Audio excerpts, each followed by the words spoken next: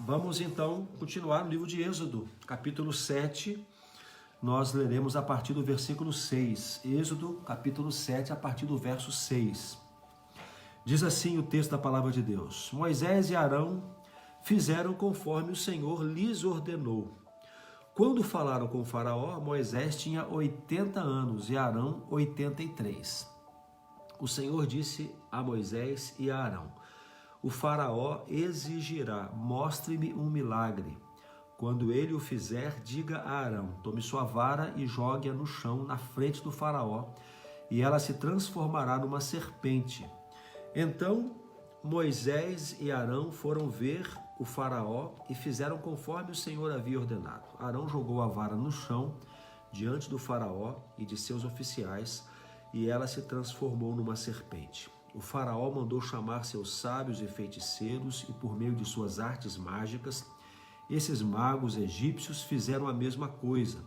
Jogaram suas varas no chão e elas também se transformaram em serpentes. Mas a vara de Arão engoliu as varas dos magos. O coração do faraó, porém, permaneceu endurecido. Ele continuou se recusando a ouvir, exatamente como o Senhor tinha dito. Bom, nós vamos começar hoje a partir desse encontro. Agora, Moisés e Arão não vão questionar mais a Deus. A gente terminou a nossa conversa ontem com vocês aqui, lembrando que Deus deu uma ordem: olha, vocês vão lá, vocês avisem o povo, o meu povo, os israelitas, os hebreus, avisem o faraó, porque vocês vão sair do Egito. E nós vamos começar um processo agora. Mas Deus adiantou para Moisés que o coração do faraó ficaria realmente endurecido. E nós lembramos aqui ontem com vocês que isso fazia parte dos processos, né? O coração endurecido do faraó fez com que os egípcios, mas também o povo de Deus, conhecesse todo o poder do Senhor. Todas as formas como Deus agiu ali a partir daquele momento para libertar o povo, eram os processos de Deus para que o seu povo pudesse conhecê-lo. E nós declaramos aqui que muitas vezes portas vão estar fechadas diante de nós, corações vão estar endurecidos, mas isso não é ruim. Isso é, na verdade, oportunidades que teremos para ver a ação, o poder e a majestade de Deus. Então nós devemos confiar e descansar e obedecer ao Senhor. Bom, o que acontece aqui é que diante do faraó, o Senhor já avisa: olha, vai estar com o coração endurecido e vocês vão precisar fazer alguns sinais ali, né? Que eles já tinham treinado antes, lembra? Então agora o que vai acontecer é esse primeiro sinal: a vara de Arão se transforma numa serpente. É interessante porque a gente já tinha ouvido um pouco da mitologia egípcia e tudo, e é interessante demais a questão da serpente. Os egípcios, eles tinham uma crença, né, de que o deus Ra, que é o sol, o deus sol, né, que a gente ouve muito nos filmes, falar de Ra, ele toda a noite, durante a noite, né, ele era travado uma batalha. Para que ele pudesse surgir no dia seguinte, ele tinha que vencer uma batalha contra outros deuses. E esses deuses tinham numa serpente chamada Apófis o seu demônio maior, ou seja, deuses inimigos de Ra se juntavam para vencê-lo durante a noite, para que ele não nascesse na manhã do dia seguinte. E em contrapartida, Ra tinha o apoio de outros deuses, né, que lutavam contra essa serpente Apófis, para que ele pudesse vencer Apófis e no dia seguinte, Apófis e Apep, né, para que na manhã do dia seguinte ele surgisse no horizonte e começasse um novo dia. Então o povo egípcio, eles sabiam que durante a noite uma batalha era travada no mundo dos deuses, né? Apófis ou Apep, que era a serpente, tentava vencer Ra, que é o né? sol. Que era o sol, para que ele não nascesse no dia seguinte. Isso vai dar sentido para algumas outras pragas mais à frente. E eles criam nisso. Então a serpente era o grande inimigo noturno. E por causa disso, os sacerdotes egípcios muitas vezes faziam cerimônias durante a madrugada para poder, eles acreditavam que eles podiam contribuir nessa batalha, para que Apófis ou Apep, a serpente, fosse vencida durante a noite para que Ra nascesse na manhã do dia seguinte. Então era uma loucura. Vocês isso. entendem o significado da serpente para os egípcios? E aí, às vezes, a gente conversou muito aqui sobre isso, né? A gente achou muito interessante todas essas curiosidades. Por que a vara se torna em serpente? A vara de Arão. Por que não virou, sei lá, um dinossauro, um dragão? Não, porque a serpente tinha um significado para os egípcios. E a vara, amor, também tinha um significado. Porque os deuses do Egito, eles tinham os cetros dele, as varas, eram uma serpente retorcida, assim. Então, olha como toda essa simbologia que Arão e Moisés vão viver ali tem um significado para eles. Às vezes a gente tá fora da cultura, né, amor? E a gente não entende. Por que a vara virou serpente, a outra serpente engoliu a serpente? Porque para os egípcios, tudo isso era a representação de deuses que eles adoravam.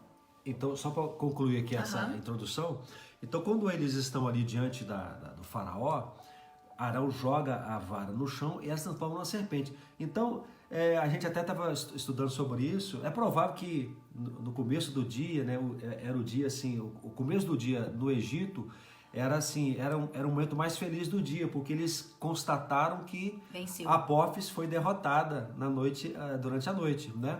Então, só que quando chega ali, Arão joga a vara no chão, se transforma numa serpente, ou seja, de repente ele traz à tona exatamente a imagem temida da noite, né? A imagem da serpente que faria uma alusão a Apófis, a Pepe. Bom, mas isso não é bíblico, isso são mitologias, são crendices egípcias. A gente queria trazer apenas a ideia de que Deus não está totalmente fora, não está por fora da cultura. Deus às vezes fala conosco usando elementos da nossa cultura, trazendo-nos uma contextualização daquilo que Ele quer nos dizer, usando elementos daquilo que a gente acredita, né? Então ali o Senhor ele faz ele usa a figura da serpente, né? Depois os magos reproduzem aquilo jogando suas varas no chão. Não sei quantos magos eram, quantas varas eram. Eu sei que a serpente de Arão come as serpentes, engole as serpentes dos magos egípcios. O que significa também na crendice deles que é como uma magia mais forte que a outra.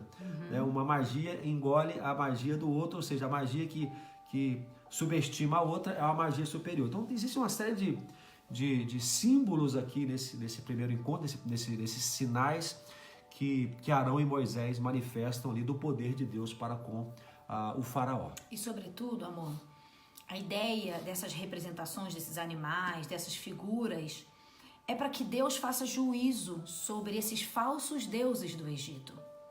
É para que Deus mostre para aquela cultura, para aquela nação que era a mais poderosa daquele tempo, é para que Deus mostrasse para eles que tudo que eles acreditavam e que eles veneravam não era real. Deus queria mostrar para os egípcios e para o seu próprio povo quem ele era. Porque, gente, a gente tem falado isso muito aqui. O povo de Deus estava muitos anos inserido nesse mundo de cultura onde deuses falsos eram adorados. Então, Deus precisava mostrar que ele era Deus e que tudo aquilo que aqueles homens acreditavam não era real. Então, vocês vão perceber que em cada momento, em algumas pragas, Deus está dizendo assim, olha, vocês adoram esse Deus, mas esse Deus não existe. Eu sou o Deus que domina o Nilo, que domina o sol, que domina a escuridão. Então, eu quero que vocês entendam que o desejo de Deus é desmistificar as mentiras que Satanás coloca até nas culturas para nos fazer acreditar em falsos deuses. O que acontece no Egito, a gente vai começar a falar das pragas aqui hoje, né? É que o Senhor ele vai colocando aqueles deuses e aquelas crenças egípcias em seus devidos lugares. Deus vai mostrando quem ele era e ele vai, de certa forma, constrangendo esta fé, entre aspas, egípcia, porque ele vai vencendo, ele vai humilhando, de certa forma, aqueles falsos deuses em cada uma das pragas. Vamos falar da primeira? Vamos falar. Bom, acontece essa manifestação da serpente, a serpente de Arão come a dos outros magos, mas Faraó vê aquilo, entende que acontece ali um domínio maior do Deus de Abraão e Moisés, mas o coração dele está endurecido e ele diz, não vou liberar o povo. Beleza. Alguns dias passam, Deus fala de novo com Moisés, diz, volta lá, porque agora eu vou manifestar o meu juízo sobre o Egito. E aí a primeira praga que acontece é quando o faraó tá ali no rio Nilo, Deus fala para ele, olha, na manhã o faraó vai estar lá, vai lá na margem do rio e fala de novo. Deus fala para Moisés e diz de novo para ele libertar o meu povo para me adorar. E aí faraó diz, não vou fazer isso. E aí então Arão toca a vara sobre o rio e todo o rio Nilo se transforma em sangue. Não somente o Nilo, toda a água, até a água das vasilhas, toda a água que tinha no Egito, em qualquer lugar, se tornou sangue. Porque a fonte de água no Egito era o Nilo. Era o Nilo. Né? Mas Deus não deixou sobrar nada virando água. Ele sim. fez tudo virar sangue, né? O Nilo era... A gente sabe, quem estuda a história contemporânea e tudo, conhece o que é o Nilo, né? Mas para eles, né, para o misticismo egípcio, o Nilo era uma divindade, né? Então, de repente, aquela divindade se torna sangue. E aí, gente, aqui tem um significado para as nossas vidas. Presta atenção nisso. Por que eles acreditavam que o Nilo era um deus? Porque o Nilo sustentava o Egito. Era o Nilo que mantinha vida no Egito. Agricultura, subsistência, toda a água que eles tinham era do Nilo. Então eles acreditavam que ele era um poder sobre eles. E eles veneravam e adoravam o rio Nilo. Quando eles veem o rio se transformando em sangue, eles descobrem que aquele deus Nilo perdeu a batalha para o Deus de Moisés e de Arão. Pessoal, olha só. Algo pra gente pensar. Às vezes, a gente acha que aquilo que nos sustenta, que aquilo que é a maior fonte de que mantém a nossa vida... Fonte de manutenção da vida. A gente adora isso também. Por exemplo... Só um parênteses, porque às vezes a gente olha assim pra isso e fala, isso aí... Não tem nada a ver comigo. Que bobagem, adorar um rio. Só que nós estamos querendo convidar você para um pouco mais de profundidade. Às vezes cada um de nós tem o seu Nilo. É isso aí que a gente quer falar. Às vezes nós temos nossos Nilos particulares. É isso aí. Pessoal, aquilo que a gente acha que nos sustenta, que nos mantém, a gente às vezes venera. Às vezes a gente coloca Deus em outro lugar e coloca isso no primeiro lugar. Porque a gente diz assim, mas a minha vida depende disso. Por exemplo, um trabalho. Você tem um trabalho que te sustenta financeiramente, que te mantém toda a sua casa. Amém, glória a Deus. A gente tem que cuidar disso? Tem. Mas eu não posso venerar esse trabalho. Eu não posso colocar ele num lugar quase de Deus na minha vida, onde eu abro mão de todas as outras coisas para manter esse trabalho. Porque o que os egípcios não entendiam, que não era o Nilo que mantinha eles, era o Deus que criou o Nilo e era o Deus de Israel. Então, o que me mantém não é o meu trabalho. O que me sustenta não é o dinheiro que eu recebo. O que me mantém é Deus. Porque se eu acho, gente, que é o fruto do meu trabalho que me mantém, se eu perco isso, eu perco tudo. E foi isso que os egípcios viveram. Eles viram aquilo que eles achavam que era o Deus que mantinha eles virar sangue. Eu não bebo sangue. E eles não tinham o que beber. Às vezes é uma pessoa, né? Às vezes é um patriarca, uma figura importante na família, uma pessoa que foi provedor por muito tempo, provedor não só de dinheiro, mas provedor de sabedoria, de conhecimento, de ensino. Então, muitas vezes nós colocamos essa pessoa numa posição de Deus na nossa vida. Nós, para tudo que fazemos, aquela pessoa é a nossa fonte, a nossa busca maior é por aquilo que aquela pessoa pode nos ofertar. Isso acontece, amor, com relações de liderança na igreja. A gente endeusa uma pessoa porque ela é a minha fonte de tudo, de orientação, ela é a boca de Deus na minha vida e eu não busco mais a Deus para saber as coisas, eu busco a pessoa, eu busco aquela coisa, pessoal. Nada pode estar no lugar de Deus na nossa vida. Se os egípcios entendessem que era o Deus verdadeiro que cuidava deles, que trazia água para o Nilo, eles não adorariam algo errado. Estão entendendo isso? E o que Deus faz ali? Deixa eu mostrar para vocês que o Nilo não é um Deus.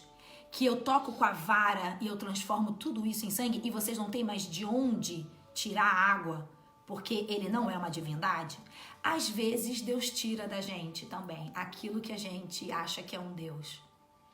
para que a gente reposicione a nossa fé. A gente aprender, para nos ensinar. Deus já tirou alguma coisa da sua vida que você venerava, que você adorava, que você achava que sem aquilo você não vivia? Para Ele mostrar para você que Ele é Deus? O importante, então, é colocar as coisas no lugar certo.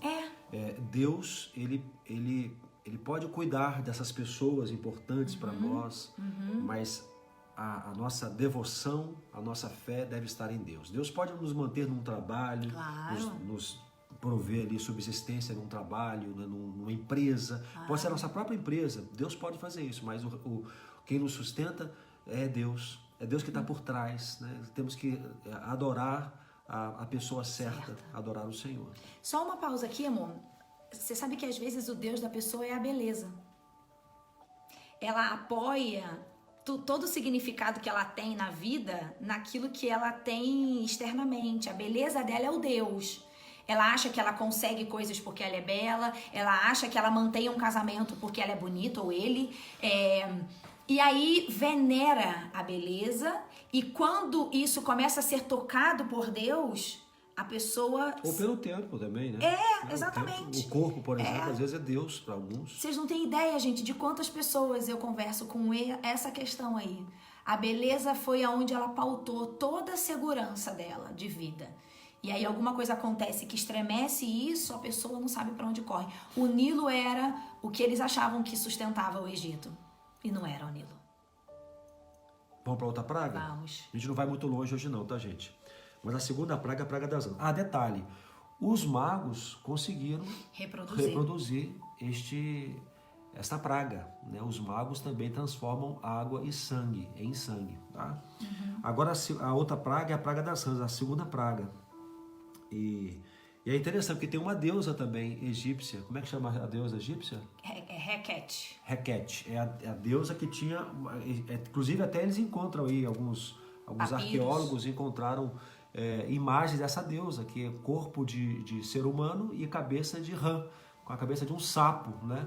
É a deusa Requete. Então o que acontece aqui, e como ela era uma divindade, eles não matavam, né? Então, ou seja, você imagina agora a multiplicação das rãs, a segunda praga em todo o Egito, e não é como se fosse para mim e para você. Aqui a gente, né, daria um jeito de juntar tudo e matar e tocar fogo. Ali não, então as rãs conviviam com eles.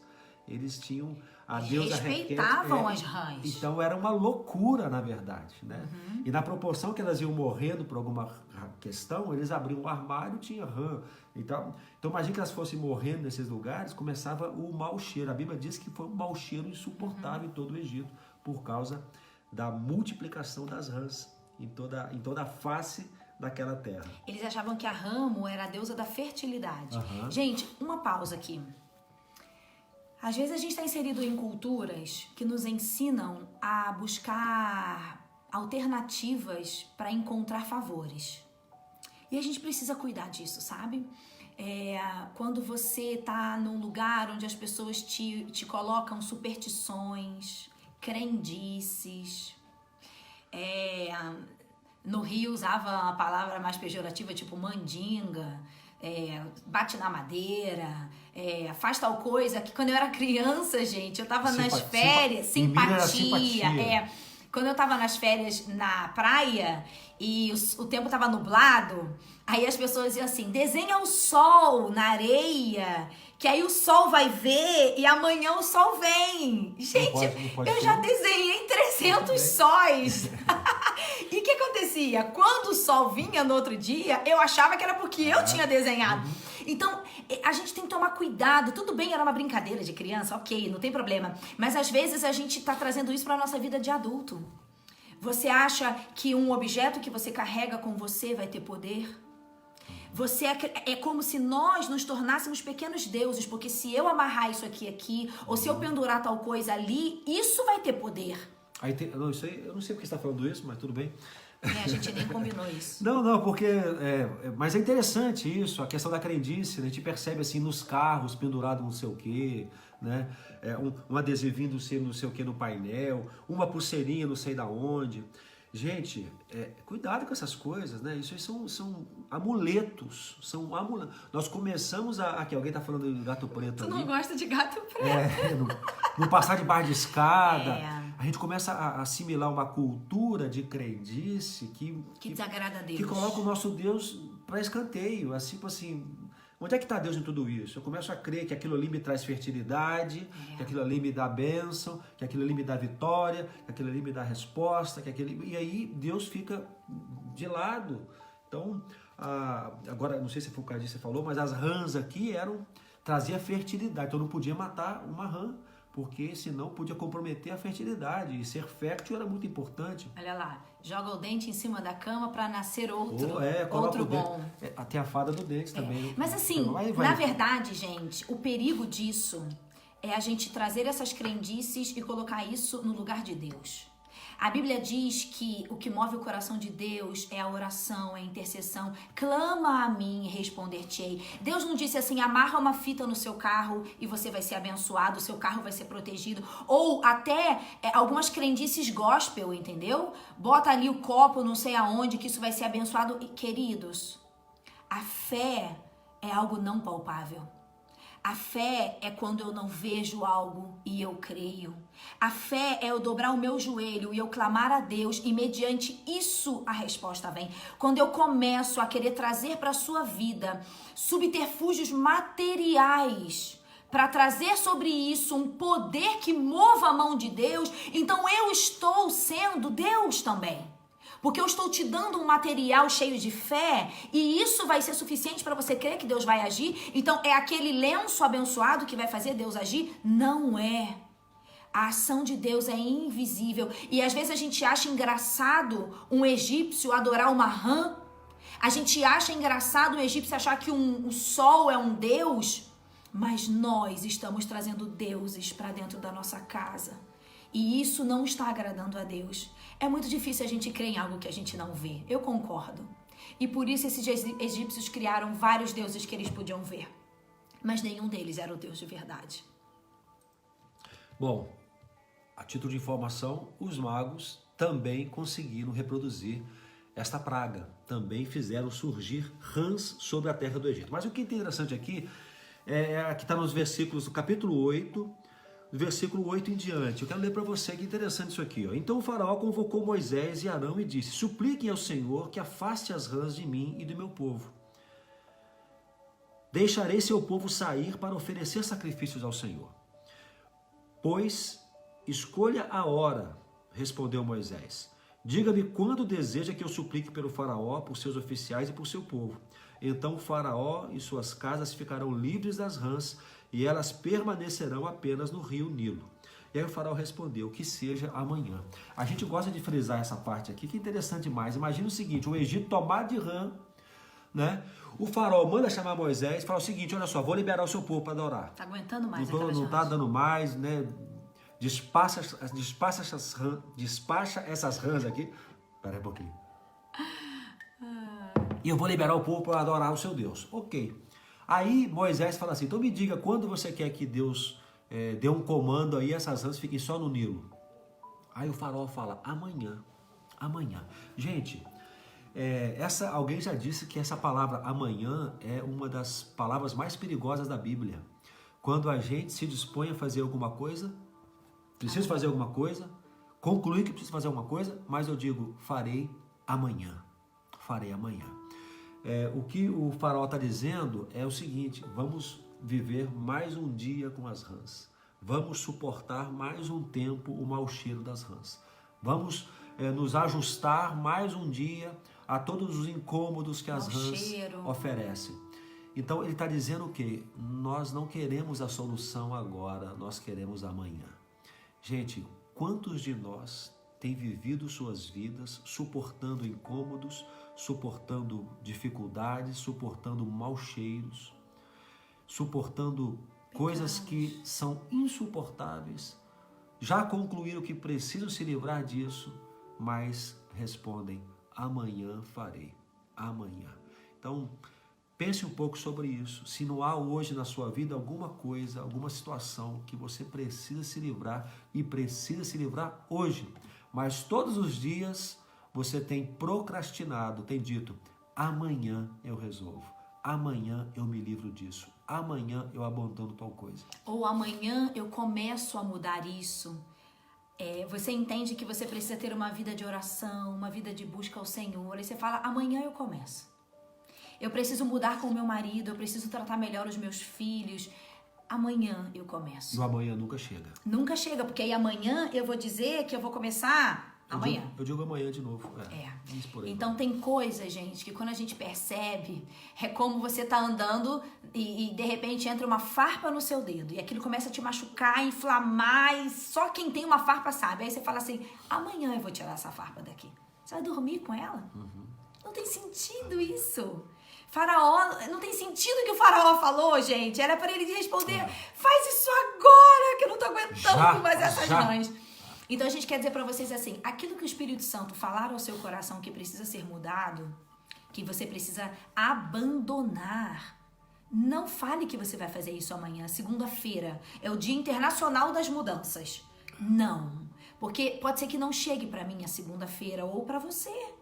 Então, seja o que for que Deus te incomode a mudar, a abandonar ou a começar, não responda para Deus amanhã. Faça agora, faça hoje, porque o que você tem é o agora. Você não tem o amanhã ainda.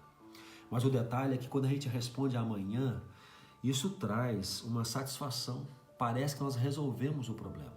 Amanhã farei isso. Mas o amanhã nem sempre é o momento apropriado. A gente vai e deixa para amanhã outra vez e por aí vai. Então, a palavra que a gente deixa em relação às pragas, ou a praga das rãs especialmente, é que nós não podemos deixar para amanhã aquilo que Deus nos diz para fazer no dia de hoje. Amém. E o que é que Deus está falando ao seu coração? A gente continua as pragas amanhã? Sim, amanhã. Olha, eu continuaria agora, mas aí a gente avançar 2 horas da tarde, né? Essa foi ótima, né? Ai, mas o que Deus está falando ao seu coração sobre mudanças, abandonos? Você precisa fazer isso agora. Tem alguém que você precisa procurar para resolver algo? Tem uma conversa que você está adiando? Tem algum problema que você não quer resolver, não quer mexer, mas vira e mexe, Deus te incomoda, sabe, um perdão para falar? Não sei, essas coisas estão vindo no meu coração agora e eu preciso te dizer que se tem algo que você está protelando, às vezes é um cuidado com você, sabe, gente, Deus nos dá saúde, Deus cuida dela, mas Ele nos deu também a responsabilidade de sermos mordomos de nós mesmos, sabe? E como eu vejo pessoas que são displicentes com a saúde, com seu próprio corpo, porque ficam dizendo assim, amanhã eu vejo isso, amanhã eu marco um médico, amanhã eu procuro tal coisa. Não tem amanhã. É hoje, é agora. Então, seja o que for que Deus esteja falando ao seu coração que você precisa fazer, não espere amanhã. Faça já. Amém. Amém. Às vezes também é alguma coisa que você tem que abandonar, né? Algo que você sabe que faz mal a você, algo que você sabe que desagrada a Deus e que você tem cultivado ao longo do tempo. Se Deus está dizendo a você hoje que você tem que abandonar, tem que deixar, não faça amanhã. Faça agora. Nós vamos orar nesse momento. Amém. E nesse tempo de oração é o tempo de você fazer uma declaração para Deus. Declare para o Senhor o que é que você vai fazer hoje. Seja algo que vai cuidar de você, que vai abençoar a sua vida, no sentido de algo especial que você tem adiado, né? Um cuidado especial que você está sempre procrastinando, ou seja, algo que você tem que abandonar, que você já entendeu, que desagrada a Deus, que ofende ao seu Deus, que compromete a sua relação com Deus, e você entende que você tem que abandonar isso. Então agora, enquanto nós oramos, faça essa declaração ao Senhor. Vai ser hoje. Hoje eu começo a viver todas as mudanças que eu preciso viver e que Deus tem me desafiado a vivê-las. Não vai ser amanhã, vai ser hoje. Vamos orar? Senhor Deus, eu quero colocar, Pai, primeiramente as nossas vidas diante do Senhor. Amém. Pedir ao Senhor que sempre seja claro ao nosso coração acerca daquilo que nós temos que fazer e temos que fazer hoje, Senhor Deus. Pai, se há alguma transformação que temos que viver e estamos adiando por conta da nossa mania de empurrar com a barriga, Senhor. Nossa mania de deixar para amanhã. Pai, pedimos ao Senhor que fale com tanta clareza que não tenhamos dúvida nenhuma. Nos dê toda a coragem que precisamos, Senhor Deus, para agir agora com relação àquilo que nós temos suportado há tanto tempo. Senhor, Pai, nós olhamos para o passado e vemos essas rãs e imaginamos somente, Pai, o incômodo que elas provocavam, o mau cheiro, Pai, que elas transmitiam aonde estavam, Senhor Deus. Pai, mas aquele povo escolheu conviver com aquilo mais um dia, enquanto poderiam, naquele mesmo dia, se livrar de tudo aquilo. Senhor, nós não queremos suportar mais aquilo que nos incomoda, aquilo que cheira mal em nossa vida, aquilo, Senhor Deus, que constrange nossa relação com o Senhor, que compromete nosso relacionamento com o Senhor, aquilo, Pai, que nós sabemos que temos que deixar, Senhor Deus, nos ajude, Pai, a vencer, Pai. Senhor Deus, também pedimos que nos esclareça se hoje nós temos constituído ídolos em nossa vida, se nós temos levantado deuses falsos em nosso coração, que estão substituindo a Tua presença em nós. Senhor, se nós temos erguido altares em nosso coração e colocado nesses altares pessoas, coisas, situações, Pai, nós pedimos a Ti em nome de Jesus. Não queremos ter outros deuses diante de nós, a não ser o Senhor.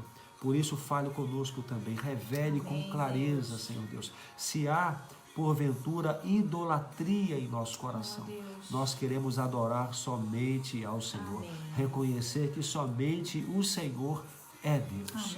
Pai, nós pedimos a Ti, por Tua graça e misericórdia, revela-nos aquilo que está errado em nós e nos constranja pela ação do Teu Santo Espírito a nos voltar para o Senhor com o coração quebrantado. É a nossa oração, Pai, em nome de Jesus. Amém. Ó Deus, nós pedimos ao Senhor que nos encoraje a tomarmos as decisões que o Senhor espera de nós. Ó Deus, ajuda a gente a se libertar de todos esses subterfúgios que criamos, Deus, para terceirizar a fé, para pegar na fé. Deus, eu sei que a gente ouve essas histórias do Egito e a gente não acredita que aquelas pessoas acreditavam nessas coisas. Mas, Senhor, hoje ainda, nós muitas vezes ainda colocamos a nossa fé no lugar errado. Pai, nos perdoe por isso, porque isso é idolatria também, Senhor. Ó Pai, arranca de nós toda superstição, Deus, toda incredulidade. Pai, arranca de nós, Senhor, todos os falsos deuses que temos levantado nas nossas vidas. São coisas, Deus, que a gente acha que não vive sem. São coisas, Deus, que a gente pensa que não consegue abandonar. Pai, em nome de Jesus, nós te pedimos que o Senhor abra os nossos olhos e mostre, Deus, mostre aquilo que a gente tem colocado no Teu lugar na nossa vida. Mostra, Deus, se há idolatria no nosso coração. Ó Deus, nos ajude a nos libertarmos disso. E aqueles, Senhor, que hoje precisam tomar decisões, precisam mudar algo, precisam abandonar alguma coisa que está fedendo, está matando suas vidas, em nome de Jesus, que hoje seja o dia de abandono dessas coisas. É a nossa oração, Deus. A gente te pede também pelas pessoas que estão nos hospitais, Deus, esses bebês que nasceram e são prematuros, que a Tua mão esteja sobre eles, Deus. A gente te pede pelas pessoas que estão fracas na fé, fortaleça cada uma delas. Senhor, a gente te pede pelos casamentos que estão enfrentando lutas, pelas famílias que estão sofrendo,